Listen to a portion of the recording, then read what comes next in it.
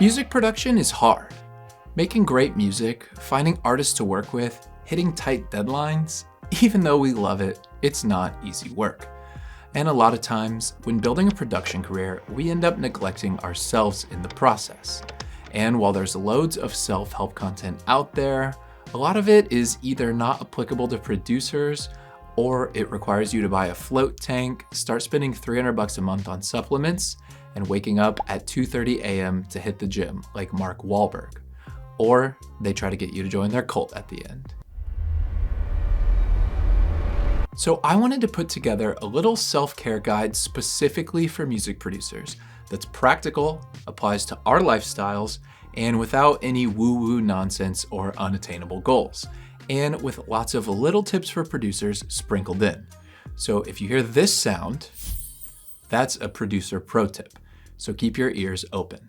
And by the way, if you're new here, my name is Adam, and every week I drop a new video about music production. So if you want to join this little community we've got going on, then go ahead and subscribe. And with that out of the way, let's get into the practical guide to being a healthy producer. So we're going to start out with physical health, since you only get one body. And paying for medical bills on an aspiring producer's budget is, it's not ideal. Now, there is this stereotype about producers and engineers. Hunched over in the chair, spine shaped like the letter C, the complexion of a vampire, a little out of shape, basically like a comic book guy from The Simpsons, and I can't say we didn't earn it. We're basically doomed to be working in dark studios for long hours, sat in a chair. So what we do outside of the studio is going to make a big difference. But before we get to that, I do want to tackle the chair issue, because back problems are the #1 problem that longtime producers face, including myself. Like, I've spent a lot of time and money this year trying to get my spine in better shape, and it all could have been avoided. Honestly, if chiropractors were smart, they'd start setting up booths at NAMM and start charging for adjustments, because a lot of us are walking around like C-3PO after a long session. So what should we do to address this problem? First up, it is important to understand the basics of human anatomy. So starting with the big toe, that's called the hallux, and it is made of the proximal and distal phalanx. No, I'm just kidding. We can skip the science lesson, but it is crucial to understand what makes good posture and what doesn't. So the first step to having good posture is to sit with your feet flat on the floor and with your knees at around a 90-degree angle, give or take. Your knees and your hips should be level, so you're not putting any twist on your pelvis in either one direction. If your knees are too high up or too low, then you will be twisting your pelvis either forward or backward, which will put undue strain on your other muscles to compensate. Now, your chair height should have your arms in a comfortable position on your desk where your shoulders aren't too tense, none of this shrugging or hunching over to reach your mouse and keyboard. And your monitor, well, that should be set around eye level so that you don't have to crane your neck up or down to look at it. Now, when you're setting up your studio, start with this posture and then set your speakers to be level with your ears in this ideal posture, if not just a smidge higher. That will remind you to sit with the best posture possible so that you'll stay in the sweet spot and get the best mixes that you can get. Now, when it comes to picking a chair, I am a huge fan of the Herman Miller Aeron chair, but be aware that it comes in 3 sizes, A, B, and C. And I use a B since it is the best fit for my body dimensions, and this chair is certainly expensive, but if you look around, you can often find used ones at office liquidation sales for like $200 to $400 or on resale sites like Facebook Marketplace. It is a great studio chair because the arms move out of the way, so when you play guitar, it's not in the way, and it doesn't have a headrest, which I definitely suggest for studio chairs for acoustic purposes. Why would you spend all your time and money putting together an acoustically treated room just to sit in a chair with a giant leather and foam rectangle like right behind your ears? But even with a perfect chair, it is still very important to take breaks throughout the day to stretch and to take weight off of your spine and your hips. So our skeletons aren't exactly designed to sit all day, so please don't punish yourself by staying in the same exact spot for 8 hours at a time. In fact, you should probably set a reminder to get up and get some steps in every hour or two. But now we've got the chair sorted, our posture is good, we're taking frequent breaks. The next thing you need to do is make sure that your core is as strong as it can be. So sitting for hours at a time, it puts a lot of pressure on your trunk. And if you have more muscle mass in your core, then more of the pressure is taken off of your spine. So naturally, now is a great place to talk fitness. Like I said, having a solid trunk is important for keeping your spine from turning against you. Because of that, I highly suggest that every music producer do some kind of resistance training. So running and walking, riding a bike, they're great for your heart and your lung capacity. But if you can mix in some pushing and some pulling, it'll help a ton. Whether it's rock climbing, yoga, Pilates, calisthenics, CrossFit, really anything will do. But I'm a big fan of just good old-fashioned weight training at the gym. It's easy to fit it into your schedule. You can do it anytime your gym is open, and it just gets the blood flowing in a way that's good for your body and your mind. But really, the best exercise is the one that you're actually going to stick to.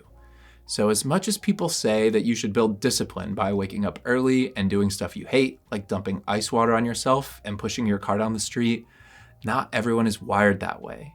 So just pick something that engages your muscles and keeps you coming back for more. And keep in mind, if you go to the gym first thing in the morning, you should probably be leaving your headphones behind or keep them at the lowest listenable volume. You only have so many hours of great hearing a day, and starting the timer on your ear fatigue at 6 a.m. in the gym, blasting Breaking Benjamin on the bench press, is not a great use of those hours. Now, the last piece of the physical health puzzle that I'm going to talk about is going to be nutrition.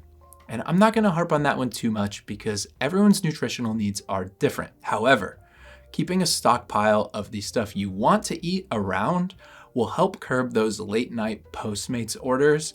And when you fuel your body properly, you are going to be more productive, more creative, and you're probably going to be in a better mood too.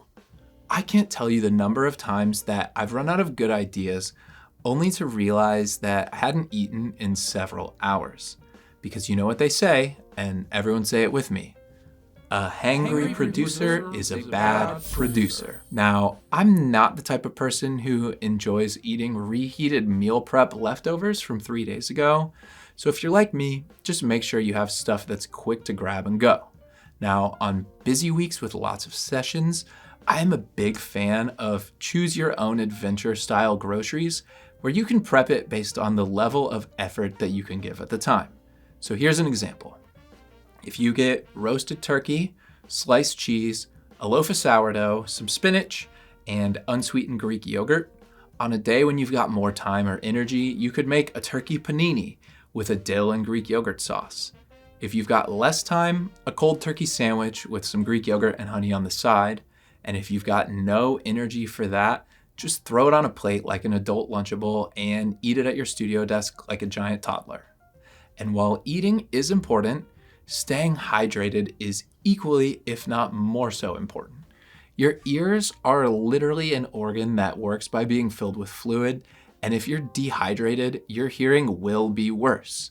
And there is also apparently correlation between dehydration and the severity of tinnitus.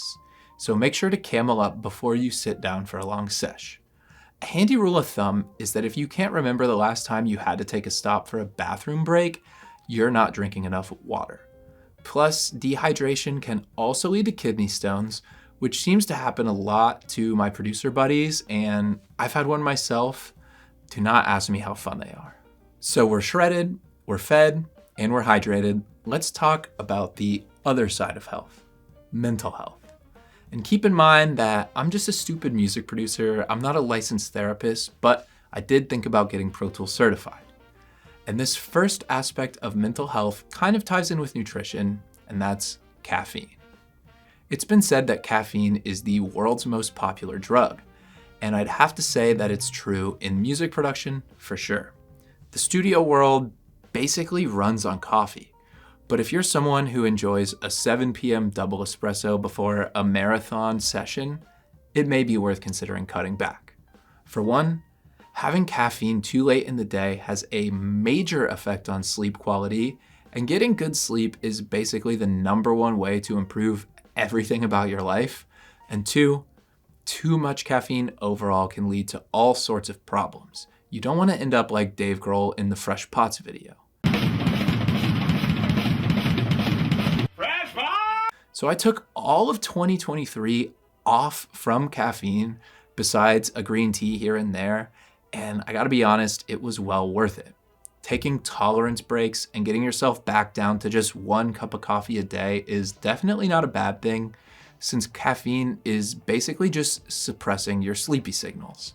You're able to trick yourself in that moment that you're good to keep recording all night long, but you'll be paying for it in accumulated fatigue. It's not uncommon for producers to take a vacation and basically just slug around the whole time because they never realized how tired they were until they didn't have a reason to chug 3 Red Bulls and edit drums all night long. So avoiding that late night latte can help you get better sleep. But one thing that will help you get the best sleep and improve your mental health in general is establishing healthy boundaries with the artists that you work with. So at the end of the day, producing is an art form, but it's also a service industry. And it has been ingrained into a lot of us that we have to drop everything and bend to the whims of the people paying our bills. So a lot of us have this people-pleasing urge to sacrifice sleep by working a session until 4 a.m. and then another one at 8 a.m. the next day, or the same day, I guess that would be. Or trying to turn around mixes in an unreasonable timeline because we think it's what we have to do. But I promise, any artist worth working with will understand that you're human and you have human limitations. Let them know that you'd like to start closer to 10 or 11 a.m. the day after a 12-hour sesh, or that you'll probably need a day or two to get them the first mix, and you'll be surprised how often they just reply with, "Oh, okay, sounds good." Realizing this will take a huge weight off of your shoulders. Basically, just try and avoid being in crunch mode at every waking moment, and you will be a lot healthier and happier. Once you realize that the expectations you project onto yourself on behalf of the artist are exactly that, a projection, you'll actually give yourself some space to breathe. Now, obviously, there's a big difference between needing 2 days to turn around a mix and waiting 6 months because you keep backburnering something. And there will always be projects that have tight deadlines, but don't let people walk all over you without them even knowing, just because you don't want to have any sort of conversation about things like hours or timelines or boundaries. So to make this practical, here are some ways that you can do this without making it weird. If a session has dragged on too long, let them know that your ears are starting to get tired and you don't want to make bad choices because of ear fatigue, and that the music will be better for it if you get some sleep and come back at it tomorrow with fresh ears. If you are booking something open-ended, but it's with an artist that likes to push on your boundaries, just let them know in advance that you need to leave by a certain time for whatever reason you need, even if it's just something made up, like you'd have to be at home by 8 p.m. because you got to watch The Bachelor with your partner. You know, some people just need to be told a real reason, even if it's silly, just because that's how their brain works. Oh, and by the way, if you're offering your artists coffee multiple times during a session, and then you wonder why they're all trying to get you to stay late and keep working longer and longer, that may just be the reason. Now, next up, if someone has a deadline for their project that they set themselves arbitrarily, try and talk to them about scheduling and about rushed projects, and make sure that they understand that they may have to make compromises to meet their deadline, whether it's extra payment or a limit on revisions or moving the release date to something more reasonable if possible. I remember a project where the band had announced that their new song was coming out in mid-July, and then they booked some studio time in late June to record it without mentioning that release date to me. A few days before the song needed to be uploaded for distribution, they decided that they wanted to change a bunch of the lyrics, so we had to redo the vocals and, in turn, rush the mix. And they weren't super pleased with the mix, and honestly, neither was I. And since then, I have always asked an artist when they're booking, when they want to ideally release something before we ever start working on it, and you should probably do the same. Now, during really long-term projects like full-length albums, it's common for artists to want to wrap right before they fall asleep and then try to schedule the next session for tomorrow at 8 a.m. So in those situations, I like to just level with them and say something like, most of the time when we do late night sessions, the next day the artist is late and they're too tired to give good performances. So let's do a time that's a little more realistic if that's cool. I like to be able to do my morning routine and chores before I come in. So how's 10:30 sound? And speaking of chores and morning routines, let's pivot to those exact same things. Now, as producers, obviously our schedules can be pretty unpredictable at times. That's why I think it's super important to have as much of a schedule and a routine as possible. Now, I know I said I wasn't going to make you wake up at 2:30 a.m. to go do an ice bath 5K, but I will say that waking up and going to bed at a similar time as often as possible is a really good habit. Eating around a similar time every day is also smart, and scheduling time for things like cleaning, yard work, laundry, working out, spending time with your friends, all of that is super important. And while I don't have a dedicated morning routine that I stick to every day, because I'm frankly pretty bad at that kind of stuff, there are bits and pieces that I mix and match depending on how much time I have. And I also like to do my to-do lists in a way that I think makes a ton of sense for music producers. Here, let me show you what it looks like. So first up, I make a list of the must-do things, the things that if I don't do them, the day was a complete failure. So that could be something like compose 2 TV show cues, reply to some emails, get groceries for the week, and then a session with Jake at 1 p.m. Those go to the top of the list. Now what I'll do is draw a line, and then I'll list out the stuff that I would like to do, but if I don't do it, then that's okay. So that could be stuff like, I don't know, do a load of laundry, edit the vocals I recorded yesterday, and do prep work on the groceries. And then add another line.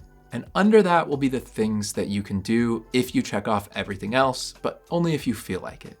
For example, that could be working on some personal music projects, working on your website, working on a sample pack you're making, stuff that you're not on a deadline for, but you'd like to make some progress when you can. Now, anything in the first box, that is stuff that you will not sleep until it's finished. And if you check those off, you feel good about the day. Stuff in the second box, you should do your best to check those all off, but any that you don't get to, you can just put them in the second box tomorrow. And stuff in the third box can usually be copied across the list throughout the entire week, and you can check them off as you get to them. You'll notice that there are tons of things that I don't put on the lists. So I'm not writing to wake up, brush your teeth, do your morning routine, skincare, go to the gym, cook dinner. These are things that you already probably know that you need to do. And if you put every single thing like this that you need to do on your to-do list, it'll just be overwhelmingly long. So try to put like 5 to 8 things in your entire list for the day, just the things that really matter. And you'll feel really good about checking them all off. A lot of our mental hurdles come from feeling like we're never doing enough, that we could always be doing something more. And it's easy to just pile on like that. But you need to be easy on yourself and allow yourself to have days that are victories. If you give yourself a next to impossible to-do list every single day, you are just self-sabotaging. So be kind to yourself instead. That said, if you have a productivity or to-do list system that works for you, I would love to hear about it. So let me know down in the comments. But this is what works best for me, but I'm interested to hear what others are doing. And honestly, for me lately, this ADHD planner has been awesome. So it's got slots for different categories of tasks, and then at the bottom, you can keep track of your energy levels and do some light journaling. And this is great because I've always wanted to journal more, but this feels like a more practical version of that for me. And I'll put a link to grab one in the description of this video, but if you want to get one for yourself, do it. If you don't, any old notebook will do. Just draw the lines yourself. So being productive feels good, it's important for your career, and the sense of accomplishment you feel after getting a lot of work done is legitimate. But one thing that I've noticed about a lot of music folks is that this is their only real source of accomplishment. And that can become something that's super unhealthy. So there are folks who feel superior because they're the most dedicated to the craft. They're not sleeping, they're not stopping to eat, they haven't seen their kids in 10 days because they've been in sessions. And if you don't live like that too, then they think you don't really want it that bad. And while the music business as a whole can kind of be set up to reward that type of behavior, it is never sustainable long term.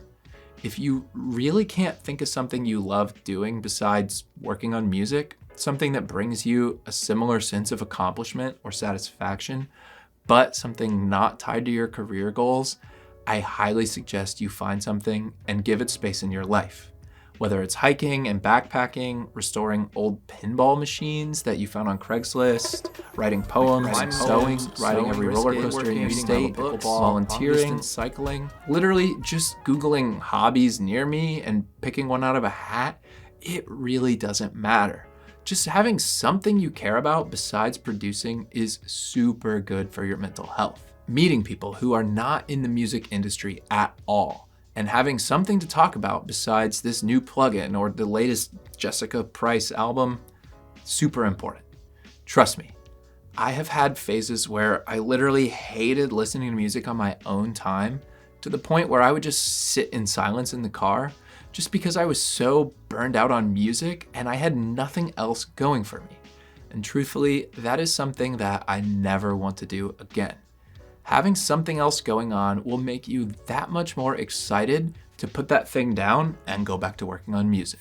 Now, of course, mental health isn't as simple as thing go good, do routine, be happy. The stuff I'm talking about here is a great start, but it's not going to cure any clinical problems. Like I said, I'm not a doctor or anything, so I can't tell you what you should or shouldn't be doing.